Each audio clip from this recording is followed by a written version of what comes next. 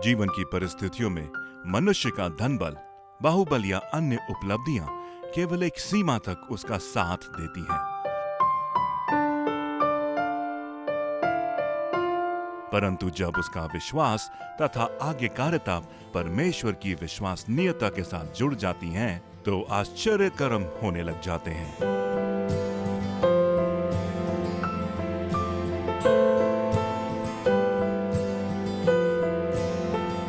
Bible एक ऐसी पुस्तक है जो जीवन की हर परिस्थिति में हमारा मार्गदर्शन करती है। बाइबल क्या कहती है?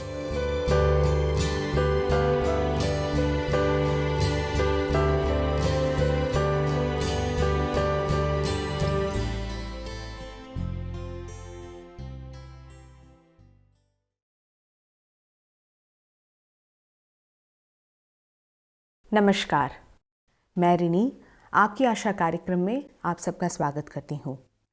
आज हम यूहन्ना के सुसमाचार में दिए गए हुए 7 चिन्हों पर चर्चा करेंगे। ये सुसमाचार बाकी सुसमाचारों से अलग कैसे हैं और इन चिन्हों की क्या विशेषताएं हैं? आज इसी विषय पर चर्चा के लिए हमारे बीच मौजूद हैं भाई अनुराग और प्रेस। धन्यवाद रिनी। भाई अनुराग, एक बार फिर से आपका इस कार्यक्रम में स्वागत है। धन्यवाद। और आज हम यहाँ पर आश्चर्य कर्मों के विषय में बातचीत करने जा रहे हैं और चिन्ह चमत्कार इनको जिनकी कहते हैं, इन सारी विषयों में हम चर्चा करेंगे। और हम देखते हैं कि संसार में कई लोग आश्चर्य कर्मों के विषय में आजकल बहुत चर्चा कर रहे हैं और चलते चलते देखते हैं कि लोगों का विश्वास उन पर बढ़ते जा रहा है। और जब हम बाइबल का भी अध्ययन करते हैं या उसमें हम पढ़ने जाते हैं तो हम देख पाते हैं कि बहुत सारे आश्चर्य कर्मों का विवरण वहाँ पर किया गया है। तो इन आश्चर्य कर्मों के पीछे क्या कोई अर्थ छिपा है, या फिर यीशु मसीह जिस संसार में थे उन्होंने जो आश्चर्य कर्मों को किया उनके विषय में क्या आप हमें कुछ बताएंगे और क्या हमें समझाएंगे कि इनका अर्थ क्या है, या फिर इन आश्चर्य कर्मों का कोई एक क्या इनकी विशेषताएं थी, या फिर इनके द्वारा कुछ एक संदेश दिया जाना चाहता था? क्या आप इसके विषय में हमें कुछ विवरण करके बताएंगे? देखिए प्रेस, जब आप आश्चर्य कर्मों की बात करते हैं तो निश्चित प्रभु यीशु मसीह ने अपनी 3.5 साल की जो सेवकाई थी उसमें उनने बहुत सारे आश्चर्य कर्म किए, और उसका उद्देश्य लोगों के जीवन में और उनके व्यक्तिगत जीवन में और उनके सामाजिक जीवन में वो उसके द्वारा से कुछ प्रभाव डालना चाहता था। और वो प्रभाव था कि वो अपनी डिविनिटी को, ईश्वरत्व को प्रकट करना चाहता था। परंतु जब हम बाइबल को देखते हैं तो बाइबल में जिस प्रकार से 4 सुसमाचार हैं, मत्ती, मरकुस, लूक और यूहन्ना, और इन चारों सुसमाचार में जब इन चमत्कारों की बात आती है या आश्चर्य कर्मों की बात आती है तो यूहन्ना के जो सुसमाचार हैं उसके अंदर यूहन्ना इन सुसमाचारों में, अपने सुसमाचार में इस बात को थोड़ा हट के प्रकट करने की कोशिश करता है। पहली बात यहाँ पर ये आती है कि यूहन्ना अपने पूरे सुसमाचार के अंदर प्रभु यीशु मसीह को एक वचन के रूप में प्रकट करता है। जैसे ही यूहन्ना का सुसमाचार चालू होता है तो वो कहता है कि आदि में वचन था, वचन परमेश्वर के साथ था और वचन स्वयं परमेश्वर था। और फिर उसके 14 वचन में जब आता है तो कहता है कि यही वचन देहधारी हुआ और हमारे बीच में वो डेरा किया। तो वो बताना चाहता है कि जो वचन है या प्रभु यीशु मसीह है वो परमेश्वर के वचन के रूप में हमारे बीच में आया, और उसको जो है यूनानी भाषा में लोगोस शब्द जो है वो इस्तेमाल किया गया है। तो ये प्रभु यीशु मसीह को एक वचन के रूप में प्रकट करता है। दूसरी बात जब यहाँ पर आती है कि वो ये कहता है, एक वचन आप यदि पढ़ते हैं यूहन्ना का सुसमाचार, उसका 20 और 31 वचन, तो वहाँ पर उसका उद्देश्य आपको समझ आता है क्यों लिखा गया। ऐसा लिखा है कि परंतु ये इसीलिए लिखे गए हैं कि तुम विश्वास करो कि यीशु ही परमेश्वर का पुत्र मसीह है और विश्वास करके उसके नाम से जीवन पाओ। तो जब वो ये लिखता है अंत में, तो वो ये बताना चाहता है, ये इस बात को स्थापित करना चाहता है कि जो जो उसने लिखा है उसका एक उद्देश्य है, और इसीलिए बहुत सोच समझ करके और बहुत ज़्यादा उसके ऊपर तथ्यों की जानकारी के आधार पर इन 7 चमत्कारों का चुनाव करता है। और वो इस बात को बताना चाहता है इन 7 सुसमाचारों के द्वारा से कि जो कुछ भी प्रभु यीशु मसीह ने किया वो इस बात को स्थापित करने के लिए किया कि लोग ये जानें और ये समझें कि प्रभु यीशु मसीह परमेश्वर का पुत्र है। पहली चीज वो वचन है जो परमेश्वर के द्वारा से है, और लोग इसके द्वारा से इस बात को समझें और जानें और विश्वास करें, विशेष तौर पर उसके चेले, कि प्रभु यीशु मसीह का ईश्वरत्व, कि वो प्रभु यीशु मसीह वही है जो सृष्टि करता है, जो हमारे को बनाने वाला है।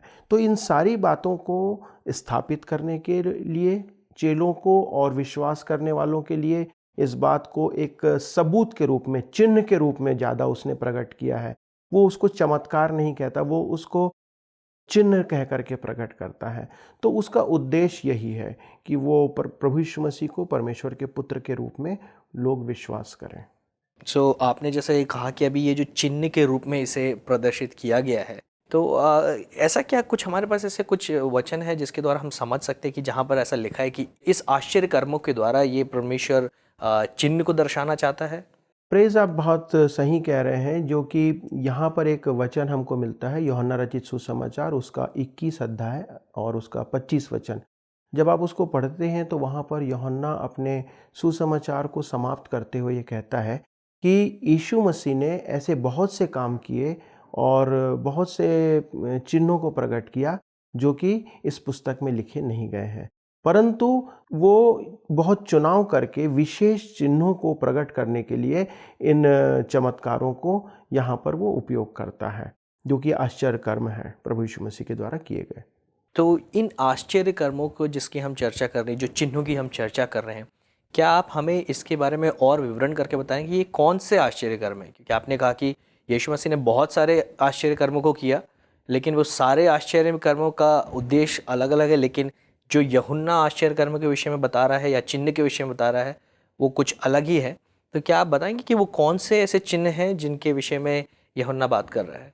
देखिए, सबसे पहले यदि आप यूहन्ना के सुसमाचार को पढ़ना प्रारंभ करते हैं तो दूसरे अध्याय के पहले वचन से 11वें वचन के अंदर वहाँ एक घटना घटती है, और वो ये है कि प्रभु यीशु मसीह अपने चेलों और परिवार के साथ एक विवाह में, जो कि काना में हो रहा था, उसमें उनको न्योता दिया गया था।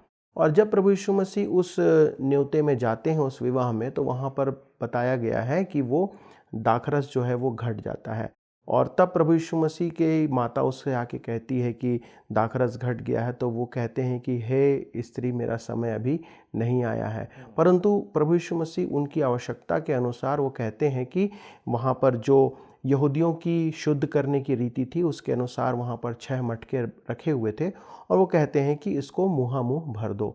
और तब उन्हें उसे वहाँ पर जो सेवक थे उन्होंने उसे मुँह भर दिया, और तब उसने कहा कि जाओ, इसे जा कर के भोज के प्रधान पर के पास लेके जाओ। तो और जब उन्होंने लेके गए तो उन्होंने पाया कि वो दाखरस बन चुका था। इसके पहले कि मैं इसकी बातों को गहराई में ले जाऊं, मैं आपको इस बात को स्थापित करना चाहता हूं कि कोई भी मनुष्य या कोई भी सुनने वाला ये ना समझे कि जो दाखरस है वो जो उपयोग किया जाता था यहूदी रीति विधि में, वो कोई मतवाला होने के लिए या नशा करने के लिए किया जाता था।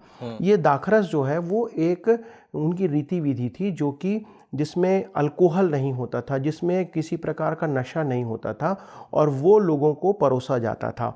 और उस समय में 7 दिनों तक जो है विवाह का कम से कम जो समारोह चलता था, जिसमें जो मेहमान होते थे उन्हें ये सब चीज़ें परोसी जाती थी।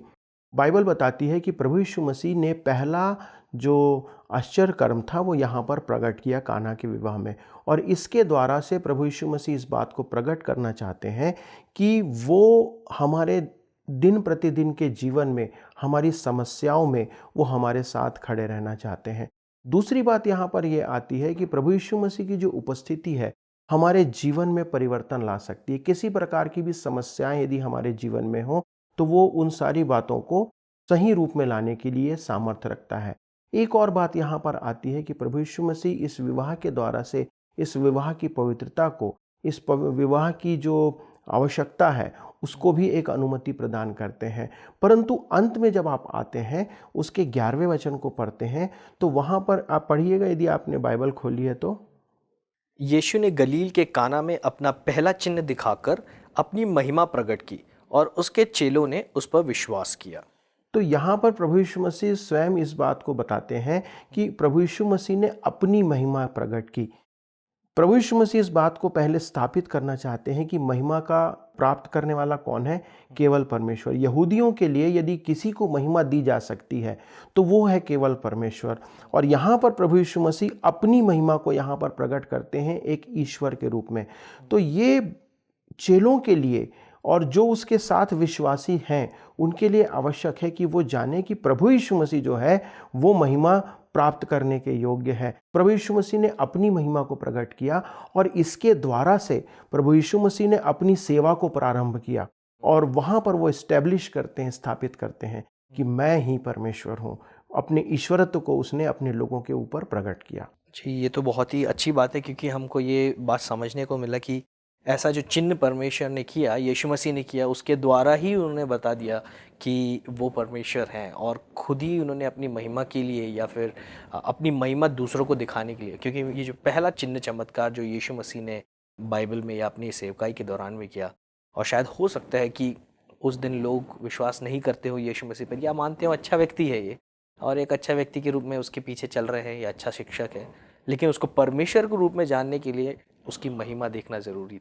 क्या आप हमें दूसरे कोई और चिन्ह के विषय में बताएंगे जो यीशु मसीह ने किए और उसके द्वारा बताया कि वो परमेश्वर का पुत्र है? जी, प्रेज इन 7 में से दूसरा चिन्ह जो कि यूहन्ना में आता है वो हमको मिलता है यूहन्ना 4 उसके 46 से 54वें वचन तक।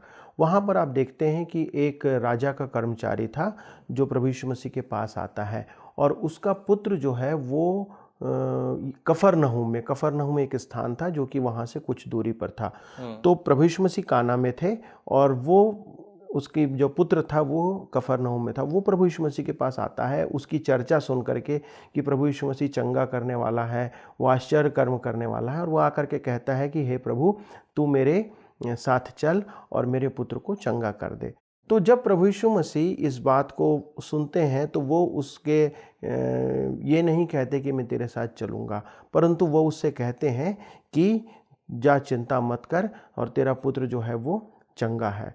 तो वहाँ पर एक बात सामने आती है कि प्रभु यीशु मसीह जब उससे कहते हैं कि तू चिंता मत कर और जा तेरा पुत्र जो है वो जीवित है, तो प्रभु यीशु मसीह इस बात को बताने का प्रयास कर रहे हैं इस चिन्ह के माध्यम से कि हम लोग या उसके चेले इस बात को विश्वास करें कि प्रभु यीशु मसीह के पास चंगा करने की सामर्थ्य है, और जब प्रभु यीशु मसीह ने बोला तो वो हो गया। यदि आप उसको आगे पढ़ते हैं तो वो उसी घड़ी लौट जाता है, और जब वो लौटता है तो दूसरे दिन उसके दास उससे मिलते हैं तो वो बताते हैं कि तेरा पुत्र जो है जीवित है, और वो पूछते हैं कि उससे कि ये कब हुआ। वो अपने दासों से पूछता है कि ये कब हुआ।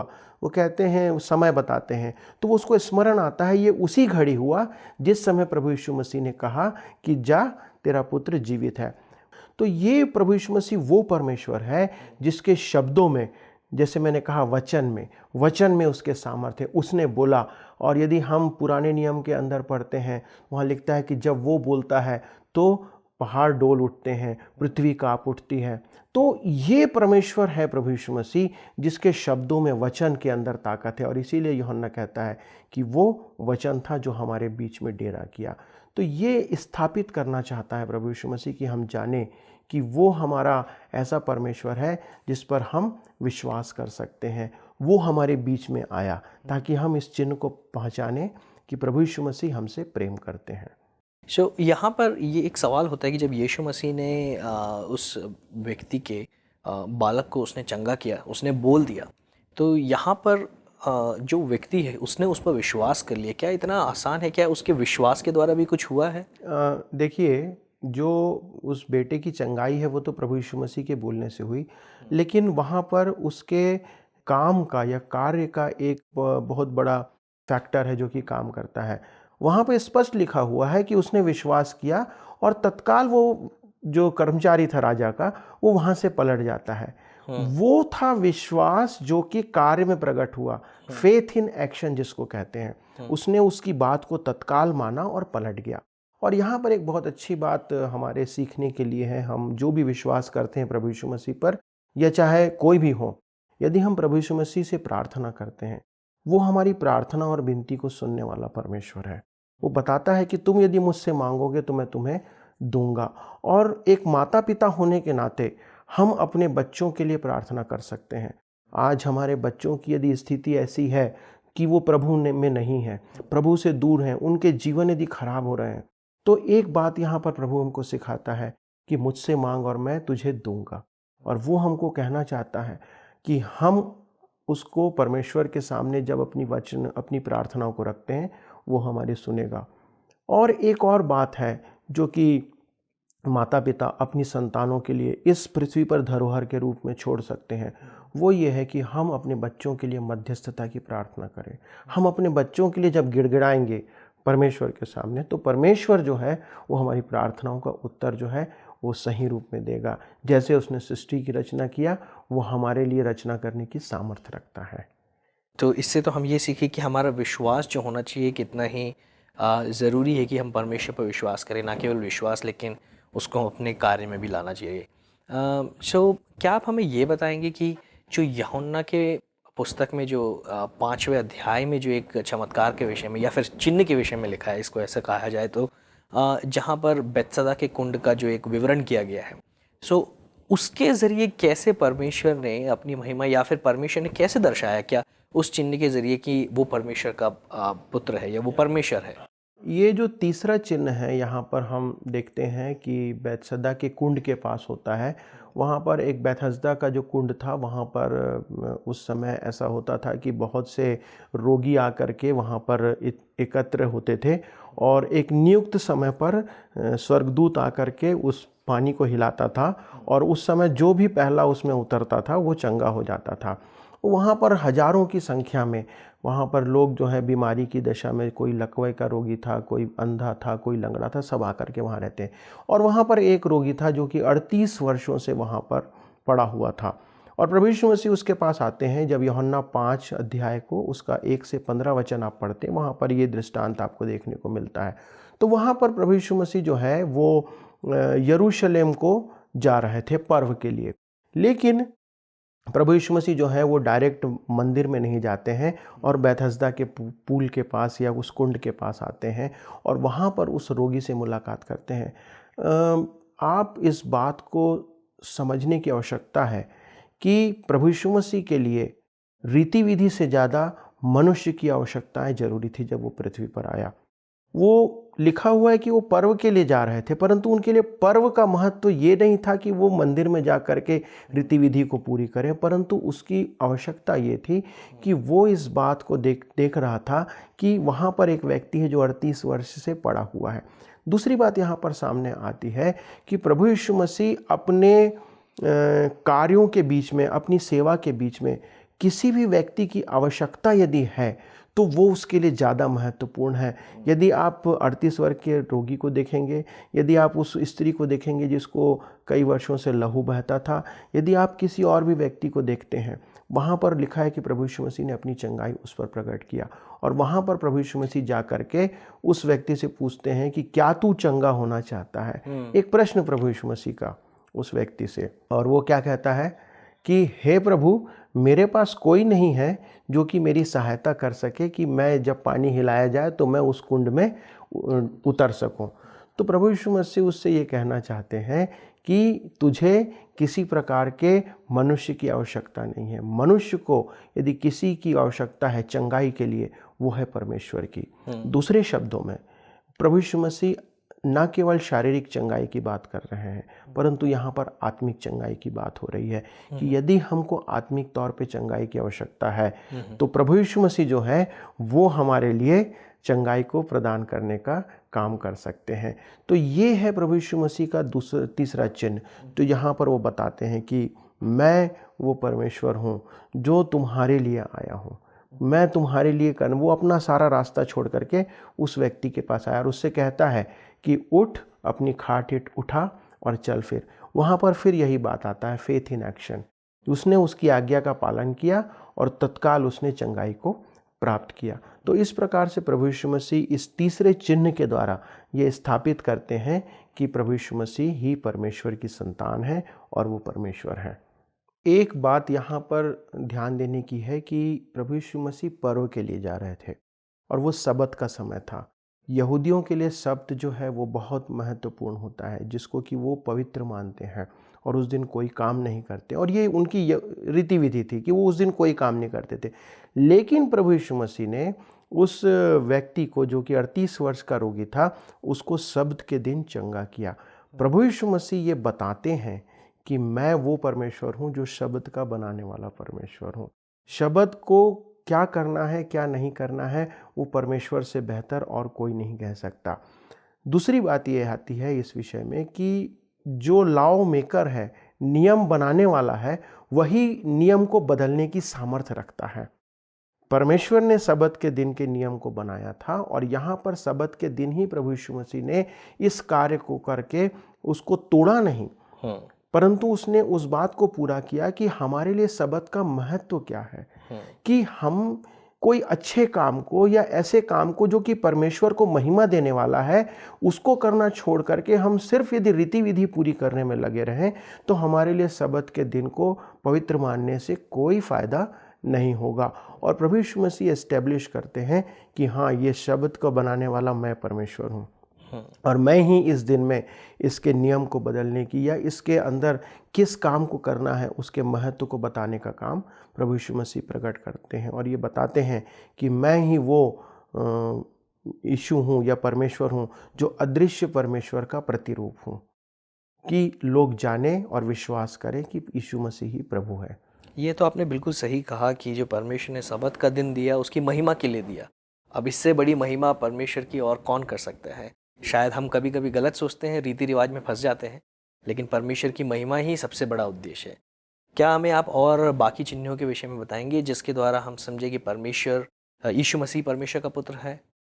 जो चौथा चिन्ह हमको मिलता है वो यूहन्ना रचित सुसमाचार उसके 6वें अध्याय के अंदर 5वें वचन से 13 वचन तक आप पढ़ेंगे।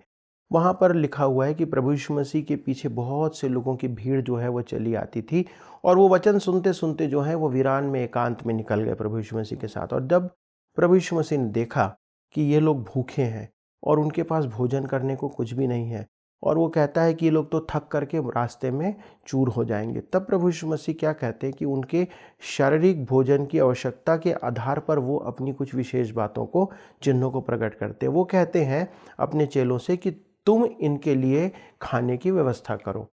अब जंगल का स्थान है, 12 चेले हैं और उनके सामने ये 5000 की भीड़ है। वहाँ पर लिखा हुआ है कि 5000 पुरुष थे, अर्थात एक अनुमान लगाया जा सकता है कि यदि एक पुरुष के साथ उसकी पत्नी और बच्चे होंगे, तो यदि 4 से 5 लोग भी हुए तो करीब करीब वो जो लोग थे वो 20,000 के लोगों की संख्या थी।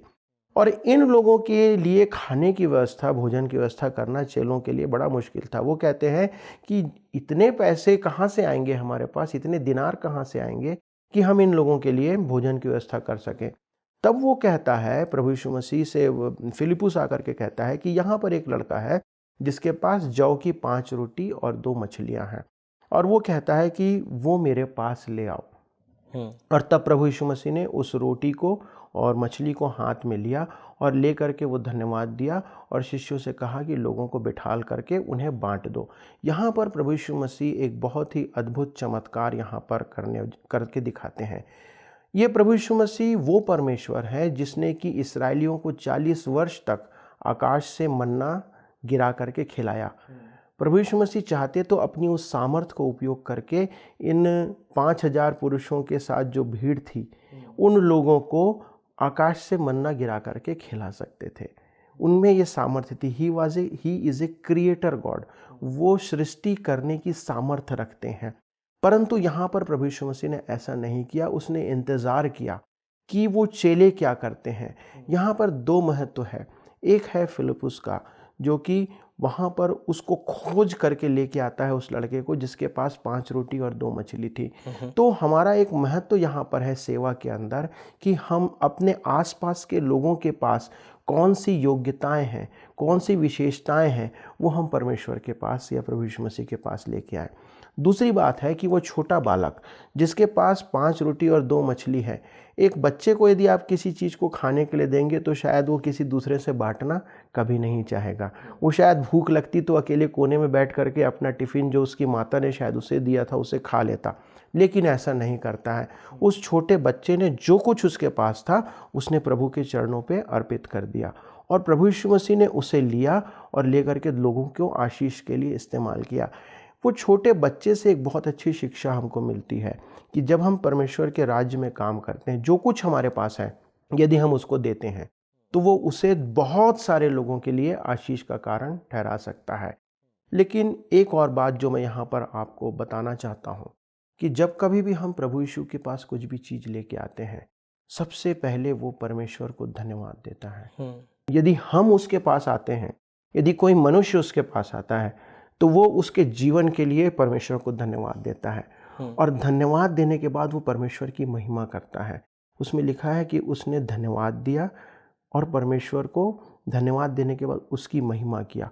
ये एक प्रोसेस है जिसके द्वारा से प्रभु यीशु मसीह हमको सिखाना चाहता है कि यदि हम उसके लिए सब कुछ दे दें, जो कुछ है वो दे दें, तो वो उसे अपनी महिमा के लिए उपयोग करने को तैयार है, और फिर वो उसके द्वारा से हजारों की संख्या में लोगों को आशीषें प्रदान कर सकता है। तो यहाँ पर प्रभु यीशु मसीह इस बात को बताना चाहते हैं कि मैं वो परमेश्वर हूँ जो तुम्हारे लिए शारीरिक और आत्मिक भोजन की देने को सामर्थ्य रखता हूँ। जैसे प्रभु यीशु मसीह ने कहा, मैं जीवन का जल हूँ, मैं वो भोजन हूँ जो कि लोगों को आत्मिक आवश्यकता के लिए इस्तेमाल हो सकता है। तो ये है प्रभु यीशु मसीह का वो भोजन जो कि वो लोगों को देता है।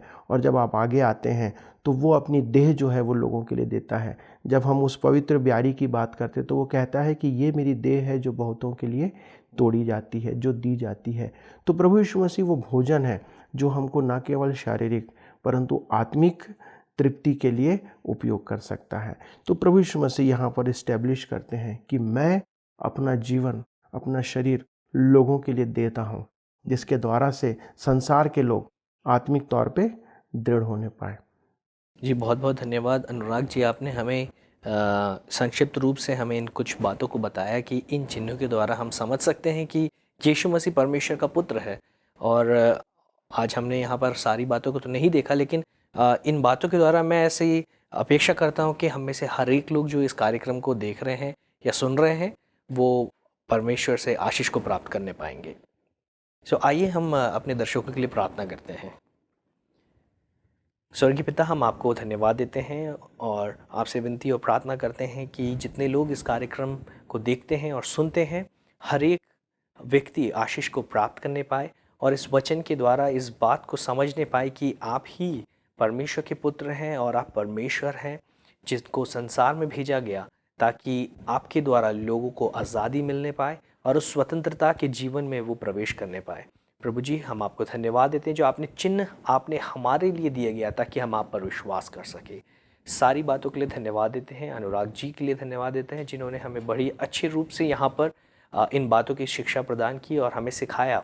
और हम ऐसी अपेक्षा करते हैं कि आने वाले दिनों में हम बहुत सारी बातों पर चर्चा करके बहुत कुछ सीखने पाए। प्रभु, सारी बातों को आपके हाथों में सौंपते हैं, यीशु मसीह के नाम से मांग लेते हैं, आमीन। आमीन। प्रिय दर्शकों, उम्मीद करती हूँ कि आज की चर्चा आपके लिए ज़रूर लाभदायक रही होगी। समय के पाबंदी के कारण आज हम केवल 4 चिन्हों पर ध्यान दे पाए, मगर इस विषय पर अधिक जानकारी के लिए आप स्क्रीन पर दिए गए हुए नंबर पर हमें संपर्क कर सकते हैं। अगले हफ्ते फिर मिलते हैं बाकी के 3 चिन्हों के साथ। तब तक प्रभु का आशीर्वाद आप सब पर बना रहे। नमस्कार।